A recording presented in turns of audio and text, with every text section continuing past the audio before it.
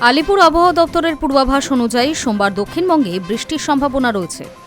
নদিয়া, উত্তর 24 পরগনা, দক্ষিণ 24 পরগনা, পূর্ব মেদিনীপুর এবং পশ্চিম মেদিনীপুর জেলায় বজ্রবিদ্যুৎ সহ বৃষ্টির সম্ভাবনা রয়েছে।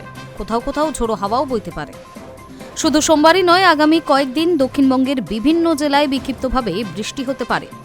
আবহাওয়া দপ্তর জানিয়েছে, বৃষ্টির কারণে কিছু জেলায় তাপমাত্রা সামান্য কমতে পারে, তবে সপ্তাহ জুড়ে তাপমাত্রায় বড় কোনো পরিবর্তনের সম্ভাবনা নেই। সোমবার কলকাতায় আকাশ আংশিক মেঘলা থাকতে পারে। দিনের মধ্যে কিছু এলাকায় হালকা বৃষ্টি হলেও গরমের প্রভাব পুরোপুরি কমবে না। শহরে সর্বোচ্চ তাপমাত্রা 36 থেকে 38 ডিগ্রি সেলসিয়াসের মধ্যে থাকবে। সর্বনিম্ন তাপমাত্রা 27 থেকে 28 ডিগ্রি সেলসিয়াসের কাছাকাছি থাকবে। ফলে গরম ও ভ্যাপসা আবহাওয়ায় অস্বস্তি বজায় থাকবে। উত্তর দিকে বৃষ্টির দাপট আরও বেশি থাকার সম্ভাবনা রয়েছে।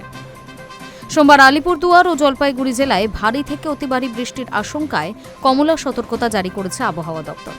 এছাড়া দার্জিলিং, কালিম্পং ও কোচবিহারেও ভারী বৃষ্টি হতে পারে।